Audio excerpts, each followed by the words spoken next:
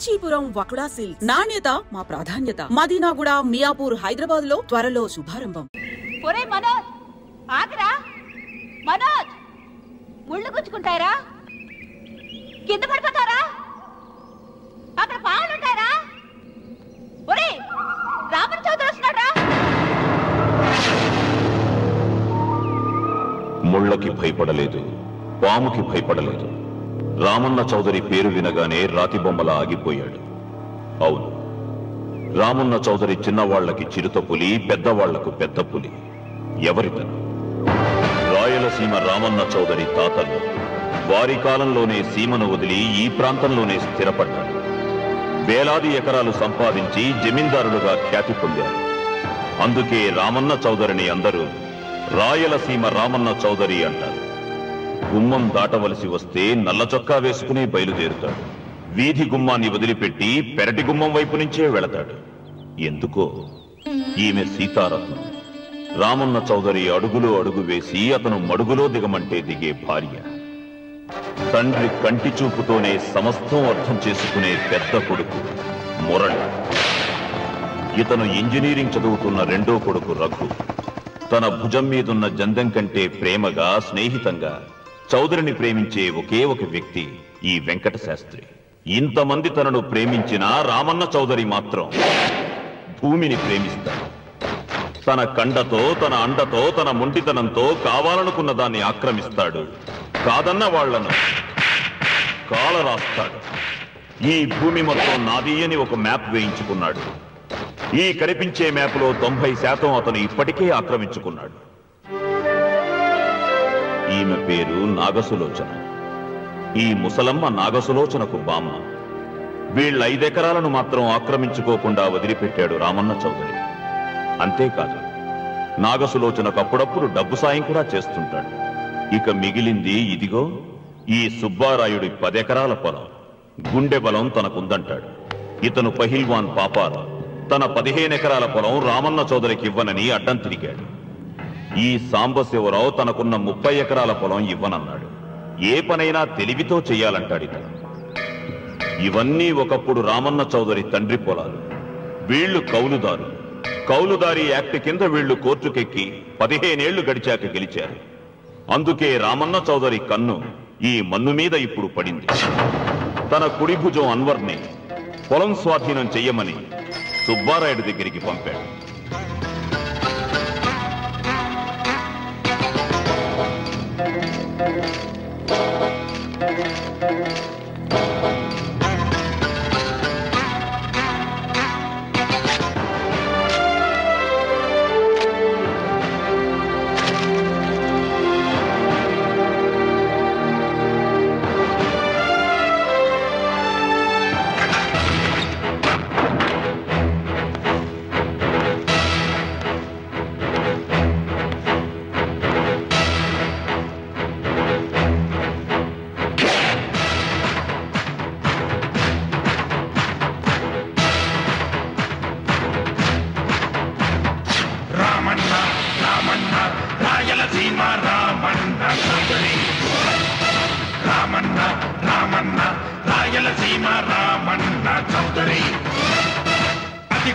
అతడే అడుగులు వేస్తే అరరే భూకంపం.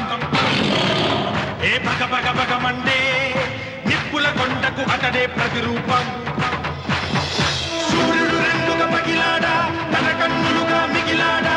జీవితమే ఒక యుద్ధం అయితే అతడెప్పుడు సంసిద్ధం. యుద్ధం అతడే, గెలుపు అతడే, సర్వం సకలం సమస్తం అతడే. రామన్న రామన్న రాయలసీమ రామన్న చౌదరి. రామన్న రామన్న రాయలసీమ రామన్న చౌదరి.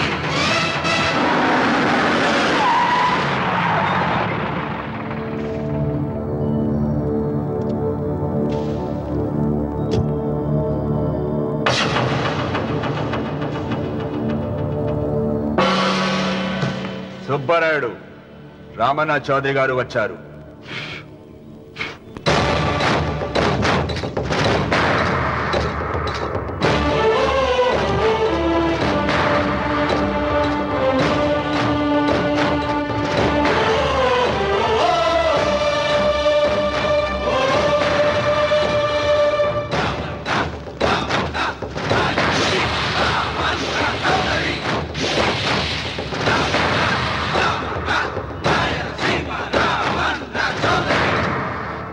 నిన్న కబరు తెచ్చాను కదా, ఇవాళ కవరు దస్తావేజు తెచ్చాను. వచ్చి సంతకం పెట్టు.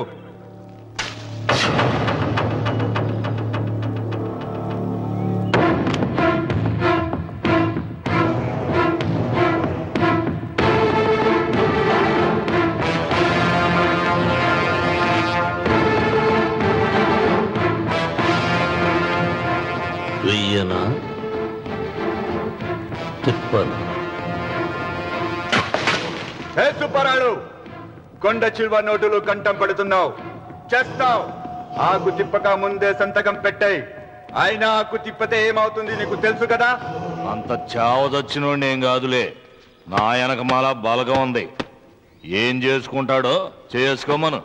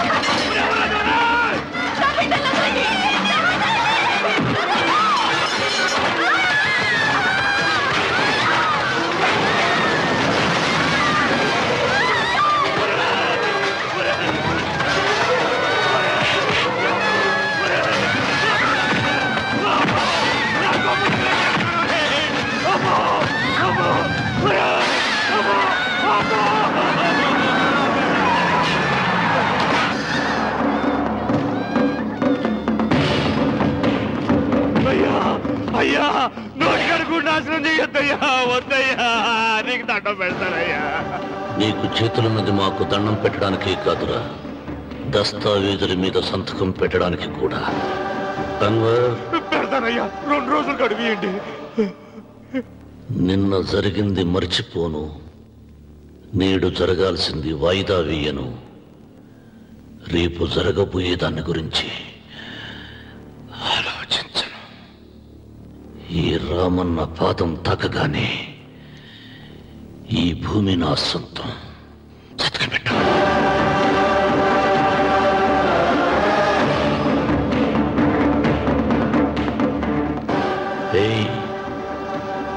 బలవంతుడు ఎదురు వచ్చినప్పుడు తల వంచిన వాడు బాగుపడతాడు, ఎదిరించిన వాడు వాగులో పడతాడు.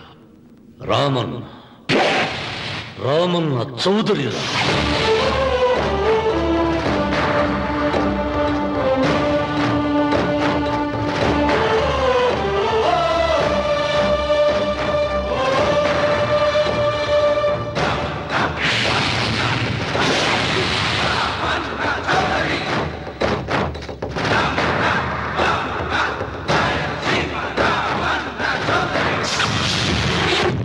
ఇక్కడున్న అందాల్ని మాత్రమే కాదు, ఒక మంచి మనిషిని కూడా చూసాం. అడుగో అతనే. అంకుల్ బాయ్, మీరు మా శ్రీవిద్యానికేతన్కి తప్పకుండా రావాలి.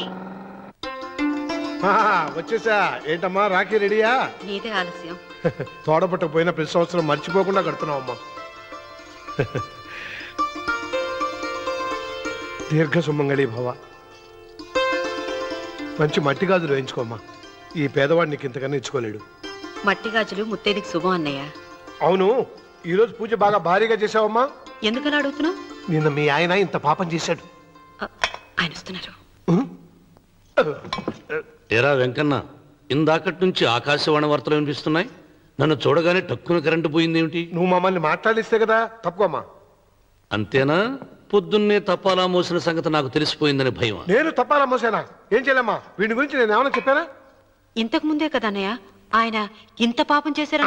అయ్యో, దేవుని ముందైనా నువ్వు అబద్ధం చెప్పగలవేమో గానీ మీ ఆయన ముందు నువ్వు అబద్ధం చెప్పలేవు. వెంకన్న, సీత చేత రాఖీ ఎందుకు కట్టించుకున్నావు? నా చెల్లెలి కాపురం బాగుండాలని. మరి నువ్వు అన్న జీవితం చల్లగా ఉండాలని కోరుకున్నావా? కోరుకున్నానండి. ఏం కోరుకున్నావు? వాడు గులాబీ తోట ఎండిపోయిందని తెలుసా? ఇదిగో సీత, రాఖీ కట్టించుకున్న చేత్తోనే ఈ డబ్బులు వాడికి. రాముడు, గులాబీ తోట ఎండిపోయిందని నాకెలా తెలుసు అనేగా. నా కన్ను నాకు కావలసిన పొలాన్నే కాదురా, నా ఆత్మీయుల కష్టాలు కూడా చూస్తుంది. టిఫిన్ తిన. మురళి, రఘు ఎక్కడ? ఒరే రఘు, ఒరే ఇంతసేపు ఎక్కడికి వెళ్ళవరా?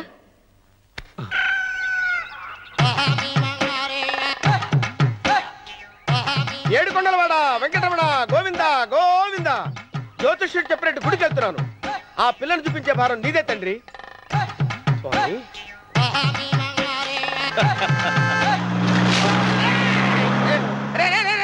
దరిద్రుడా, కడుపు అన్నం తిన్నావా గడి తిన్నావరా?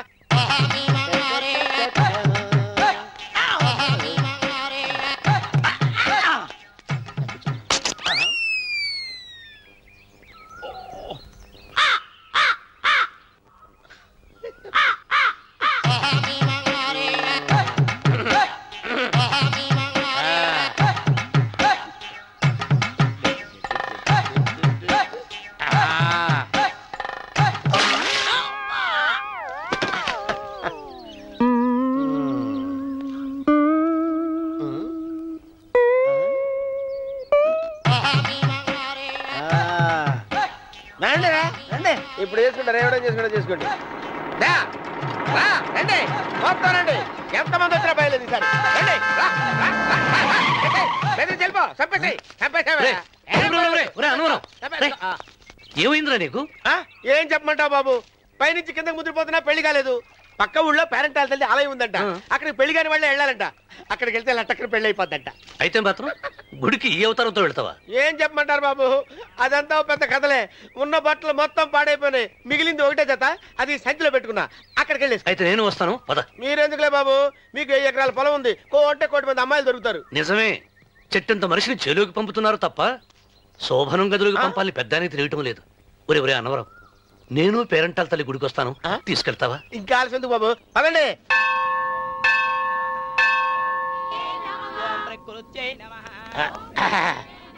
ఒరే ఒరే ఒరే అన్నవరం, గుడిలోకి వెళ్లే ముందు కొలంలో కాళ్ళు కొడుకుని వెళ్ళడం ఆచారం రా. బాలేవాళ్ళ బాబు గారు, మనం ఇక్కడికి వచ్చినందుకు కాళ్ళు చేతులు కడుక్కోవడానికే. మీరు కాళ్ళతో కడుక్కోనండి, నేను వెళ్తాను, నేను వెళ్ళిపోతాను బాబు.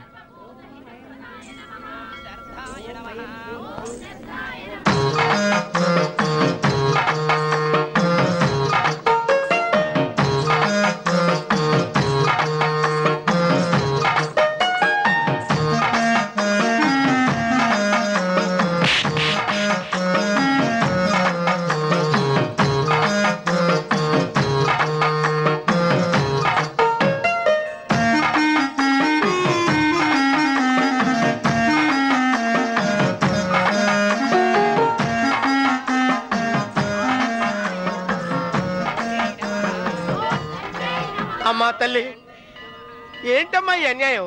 నాకు ఇంతవరకు పెళ్లి కాకపోవటం ఏంటమ్మా? నేనేమన్నా బేదోండా, బిక్కోండా, అడుక్కుతుంటున్నానా? నాకు రాయలసీమ రామన్న చౌదరి గారి పొలం పక్కన 100 ఎకరాల పొలం ఉంది కదమ్మా. నాకు సరైన జోడీ చూడు తల్లి. అమ్మా తల్లి, పోతురాజుపాలెంలో నాకు పెద్ద మేడ ఉంది, డిబ్బి సవర్ల బంగారం ఉంది. అయినా కూడా నా భాష బాగోదని ఎవరు నన్ను మనవాటానికి రావడం లేదమ్మా. మొట్టమొదటిసారి నీ గుడికి వచ్చా, నాకు పెనువిట్టి దొరికేటట్టు చెయ్యి. అలాగ చేస్తే నీ డిప్పిలో 30 రూపాయలు వేస్తా. డెబ్బియా 30? ఈ భాష ఏంటి తల్లి? నీ పేరేంటి? ఎంకమ్మ. ఎంకమ్మ? భగవంతుని తందాన్నిచ్చి ఇంత దరిద్రమైన పేరు పెట్టాడేంటి? పేరుదేముంది, వెంకు అని పిలుచుకోవచ్చుగా. అది సరి, నీ పేరేంటి? నా పేరు అన్నవరం. ఏంటి నచ్చలేదా? వాంతి వస్తున్నట్టుందా? ఇష్టం లేకపోతే అను అని పిలవచ్చు కదా. నాకు 100 ఎకరాల పొలం ఉంది తెలుసా?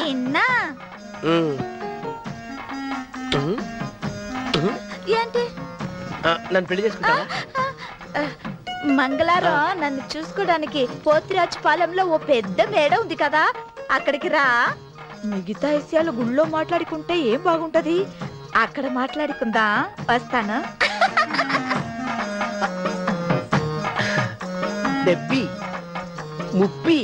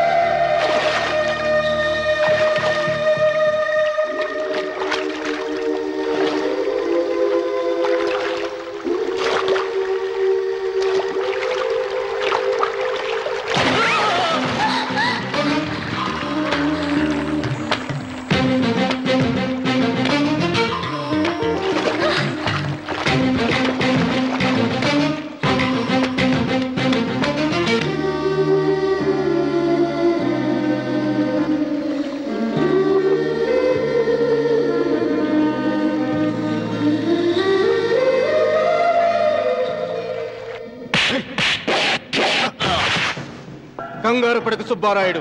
మేమిద్దరం ఊళ్ళో లేని టైం చూసి దెబ్బతీశాడు ఆ రామన్న చౌదరి. నీ కండలు చూసే కదయ్యా ధైర్యంగా ఆయన ఎదిరించాను. పెళ్ళం బిడ్డలు చంపేస్తాడేమో భయపడి సంతకం పెట్టి ఏళ్ళని తిప్పుకొట్టడం కాదు, నీ బేతాపం ఏదో ఆ రామన్న సోదరు మీద చూపించాల్సింది. మిమ్మల్ని నమ్ముకునే కంటే ఇదిగి తీసుకో ఈ పోలీసు ఆయన నమ్ముకోవడం మంచిది. అమ్మో, రామన్న చౌదరిని అరెస్ట్ చేసే దమ్ము నాకు లేదు. కావాలంటే కాకి బట్టలు తీసేసి కాలంలో బట్టలు ఉతుకు బతుకుతా. ఆయన జోలికి మాత్రం వెళ్ళను. సర్లే సుబ్బారాయుడు, రేపు పంచాయతీలో ఈ రకంగానే జరిగిందని చెప్పు, నీ పొలం నీకు ఇప్పిస్తాయేం? పంచాయతీ పెద్దల్లో నేను ఉంటాడా కదా, అగ్గిలో ఓ పుల్ల ఎక్కువేసా. మరి నా పెళ్ళాం పిల్లల సంగతం నువ్వే తొక్కులాడాకు సుబ్బారాయుడు, యాడ్నో చోట నేనే దాచిపెడతాలే. అది సరే, రామన్న చౌదరిని పోలీస్ స్టేషన్ కి పిలిస్తేనే పొండహ అంటాడు, పంచాయతీకి పిలిస్తే వచ్చి పీకలకు వస్తాడేమో. సీత పిల్లలేరి? మురళి పొలానికి వెళ్ళాడు, రఘు కాలేజీకి వెళ్ళాడండి. ఆ రాస్కెల్ ఎక్కడ? అదే వెంకన్న. ఇంకా రాలేదండి. కూర్చో. పర్వాలేదండి. కాసేపు నీతో మనసిప్పి మాట్లాడాలండి. కూర్చో సీత.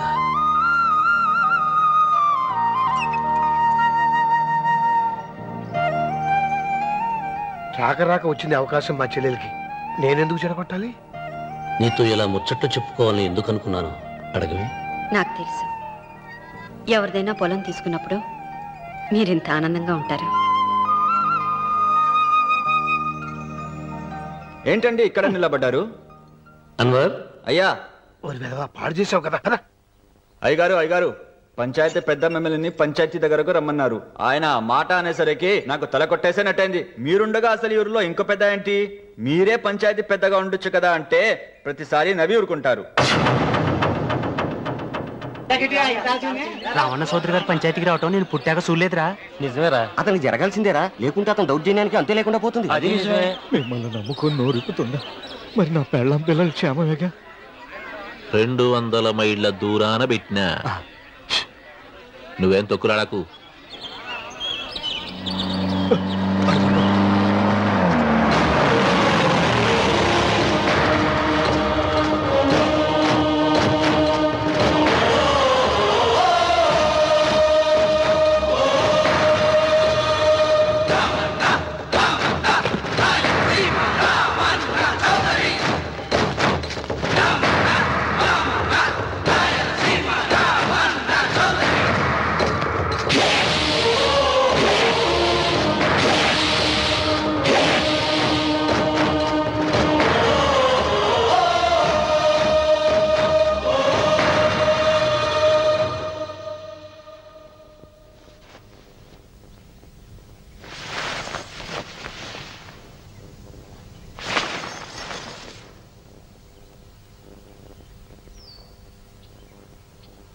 విశ్వేశ్వరయ్య గారు, నన్ను పంచాయతీకి ఎందుకు పిలిపించారు? మీరు తన ఇంటి దగ్గరికి వచ్చి పొలం ఇమ్మని బెదిరించారని సుబ్బారాయుడు పంచాయతీలో చెప్పాడు. అది నిజమో కాదో కనుక్కుందామని. దానికి సమాధానం సుబ్బారాయుడు చెబితే బాగుంటుంది. చెబుతాను. జరిగింది జరిగినట్టు చెప్పడానికి నాకు భయమైంది. ఆ నిజం చెప్పే ముందు మా అన్వర్ చేతిలో చేయి వేసి ప్రమాణం చేసి చెబుతావా? చెబుతానండి.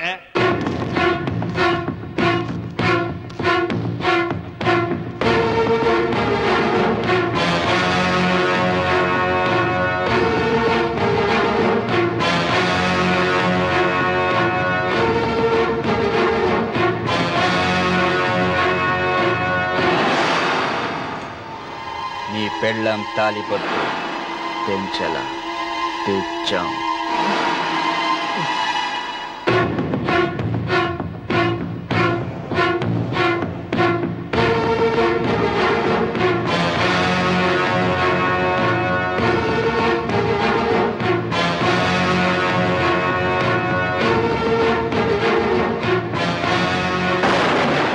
వెయ్యనా తిప్పనా? కొండ చిల్వ నోటులు కంఠం పడుతున్నావు. చేస్తాం. అయినా తిప్పతే ఏమవుతుంది నీకు తెలుసు కదా. అంతా నిజమే చెప్తాను, అబద్ధం చెప్పను. రామన్న చౌదరి గారు నా పొలం కాడికి వచ్చి వ్యవసాయంలో నష్టం వస్తుందంట కదా, పొలం ఏమన్నా అమ్ముతావా అన్నారండి. మంచి రేటు వస్తే అమ్ముతానన్నానండి. ఆయన డబ్బులు ఇచ్చారండి, నేను పొలం ఇచ్చానండి. ఆయన మనుషులు నీ కుప్ప తగలబెట్టినారంటివే. మా పాలేరు తెలియకో బీడి ముక్క పడేసినాడంట. తప్పు అయిపోయిందండి. పెద్ద మనుషులు పంచాయతీకి పిలిపించాను, మన్నించండి బాబు.